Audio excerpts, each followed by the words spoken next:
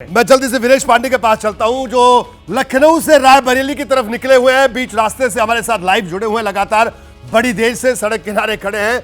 वीरेश, रायबरेली के रास्ते में आप रायबरेली से किस तरह की खबरें आ रही है? क्योंकि ये था कि राहुल गांधी, लग तो रहा था कि राहुल गांधी रायबरेली रहेंगे, अब तो दो खबरें होगी। राहुल ने जो बात कही थी कि वायनाड वाले भी खुश होंगे, रायबरेली वाले भी। वीरेश,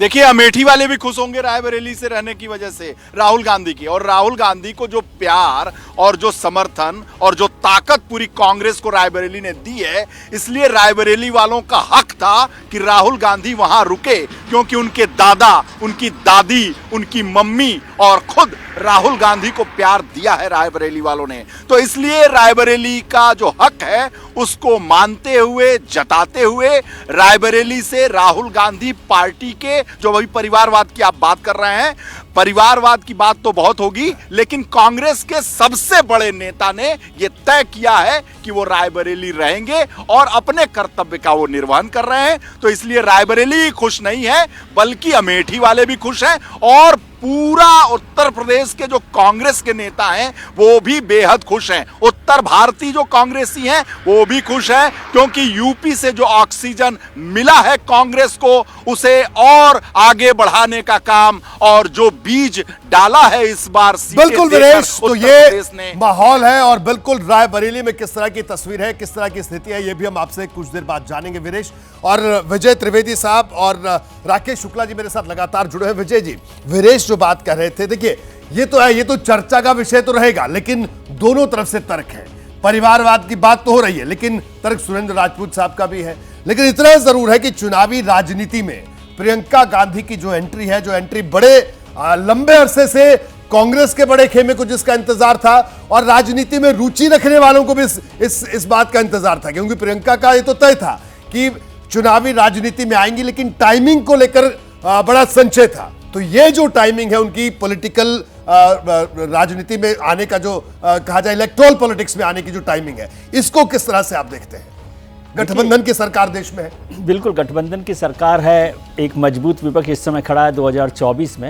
हालांकि 2024 में कभी चुनाव, जो आम चुनाव था, उसमें भी लड़ती प्रियंका जी, जहां अमेठी का चुनाव, लेकिन वो भी उनकी पॉलिटिकल स्ट्रेटेजी थी कि केएल शर्मा साहब को चुनाव लड़ा के उन्होंने स्मृति जी को हराने का काम किया। तो वो एक बड़ा मैसेज था कांग्रेस की तरफ से भी और भारतीय जनता पार्टी के लिए। और आज जब मजबूत विपक्ष है, मैं समझता हूँ प्रियंका जी के आने का स्वागत भी किया जाना चाहिए, और वो कांग्रेस के एक मजबूत सांसद के तौर पर संसद में दिखाई देंगी और एक राजनीतिक बहस जो है वो करेंगी। भारतीय जनता पार्टी के लिए एक मजबूत विपक्ष का उम्मीदवार होंगी, इसमें मुझे कोई शंका नहीं लग रही। और परिवारवाद की बात मैंने एक सार्वजनिक तौर पर कही थी। वैसे आजकल पॉलिटिकल पार्टी में परिवारवाद की बात करना ही बेमाने हैं जी। सुरेंद्र जी ने गिनाए नहीं तो वो 50 नाम और गिना सकते थे भारतीय जनता पार्टी की। ये उनकी मेहरबानी है, या वो विस्मृति कर गए, वो अभी प्रियंका जी के नाम पर ही खुश है। लेकिन वो कोई मुद्दा महत्वपूर्ण नहीं है। मुद्दा महत्वपूर्ण ये है कि क्या कांग्रेस के लिए ये बड़ा फायदे का फैसला होगा, क्योंकि दक्षिण भारत में भी कांग्रेस ने अच्छा प्रदर्शन किया, और केरल में जिस तरह से विधानसभा चुनाव होने हैं वो जिम्मेदारी भी उनके पास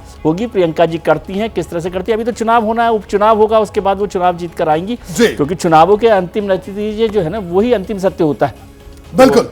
राकेश शुक्ला साहब, आपने जो बात कही पहले, ठीक है, अब ये तो तमाम चीजें हैं, लेकिन अब प्रियंका का जो पॉलिटिकल, अगर हम कहें इलेक्ट्रल पॉलिटिक्स में जो डेब्यू है, इसके इस मौजूदा दौर की जो राजनीति है, कांग्रेस के संगठन की बात करें या जो चुनावी राज्य उनमें बात करें, उसमें किस तरह का अंतर आएगा, उसको पूरी रणनीति की अगर बात की जाए? देखिए, प्रियंका जी अभी तक सड़क में थी और अब वो संसद में आएंगी। राजनीति में जब आप सड़क से संसद तक का संघर्ष करते हैं, वो संघर्ष ही आगे चल के आपको निखारता है और बनाता है। अभी तक वो ठीक है, 89 से वो राजनीति में रही, राजनीति से कहने का मतलब में रही है, चुनाव प्रचार में थी। उसके बाद वो लगातार 2024 एक ऐसा कहना चाहिए कि समय घड़ी आई है कि जब राहुल जी और प्रियंका जी दोनों लोग संसद में रहेंगे। एक हुकार भरेगा दक्षिण से, दूसरा हुकार भरेगा उत्तर से। तो जो हम ये मान के चल रहे थे कि देश के दो बड़े राजनीतिक दलों में एक राजनीतिक दल शीर्ष पे है और दूसरा राजनीतिक दल बिल्कुल फर्श पे पड़ा हुआ है, मुझे लगता है 2024 के लोकसभा चुनाव में 99 सीटें कांग्रेस को जो मिली हैं, उसके बाद यदि दोनों भाई बहन मिलकर सुनियोजित रणनीति के साथ आगे बढ़ेंगे तो एक मजबूत विपक्ष इस बार 29 तक इस देश को देखने को मिलेगा। और जब तक सकारात्मक राजनीति नहीं होगी तब तक देश को आगे ले जाने की दिशा में बेहतर तरीके से नहीं सोचा जा सकता।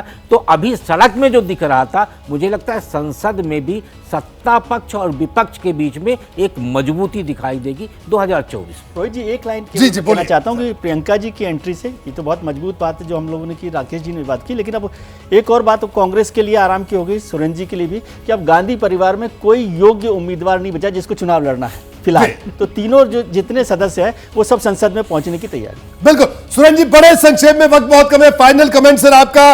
राजीव चंद्रशेखर भारतीय जनता पार्टी के नेता, वो कह रहे हैं कि वायनाड पर कांग्रेस ने पहले एक प्रत्याशी थोपा, अब दूसरा प्रत्याशी थोप रही है, उन्होंने ट्वीट किया। ये आपकी प्रतिक्रिया और फाइनल कमेंट सर संक्षेप में। देखिए, दो चीजें, राजीव चंद्रशेखर जी क्या कह रहे हैं क्या नहीं कह रहे हैं बहुत विशेष विषय नहीं है हमारा। राजीव चंद्रशेखर जी अपनी राजनीति करें, हमें अपनी राजनीति करनी है। आपने गांधी परिवार की बात करी तो मैं लाइटर नोट पर एक बात कहता हूं राकेश जी से और विजय जी से, कि इस बार हमारे गांधी परिवार के दो लोग, जिसमें से एक चुनाव हार गई हैं श्रीमती मेनका गांधी जी और दूसरे वरुण गांधी जी को भारतीय जनता पार्टी ने टिकट ही नहीं दिया। तो गांधी परिवार के दो लोग इस समय संसद में हैं भी नहीं भैया, उनके लिए भी भाजपा से थोड़ी बहुत सिफारिश करो आप लोग। चलिए सुरेंद्र जी, आपका बहुत बहुत शुक्रिया, लेकिन हाँ, लेकिन इतना जरूर है, ये दो नाम आपने जरूर पूरा गिनाए। ध्यान रखते हैं सुरेंद्र जी। जी राकेश जी, नहीं, मुझे लगता है सुरेंद्र जी, अवसर अब ये है कि गांधी परिवार जो बिछड़ा हुआ है, उसको यदि भी आप जोड़ना। मध्यस्थता करेंगे तो शायद 10 जनपद पे सारा परिवार एक साथ भी दिखाई दे सकता है। चलिए जी दो चीजें हमेशा याद रखिए राकेश जी, आपके और आपके भाई के बीच में अगर रोहित भाई क्या नाम मध्यस्थता करेंगे तो सिर्फ डंडा ही खाएंगे और कुछ ये जान लीजिए।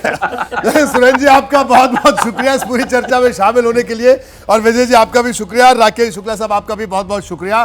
तो बहरहाल प्रियंका गांधी की चुनावी राजनीति में एंट्री हो गई है और इस एंट्री के बड़े सियासी मायने हैं, क्योंकि गठबंधन की सरकार है, राहुल गांधी पहले से संसद में है, लोकसभा में, और प्रियंका अगर चुनकर जाती है तो जाहिर सी बात है लोकसभा में पहुंचेंगी और कांग्रेस की ताकत बढ़ेगी।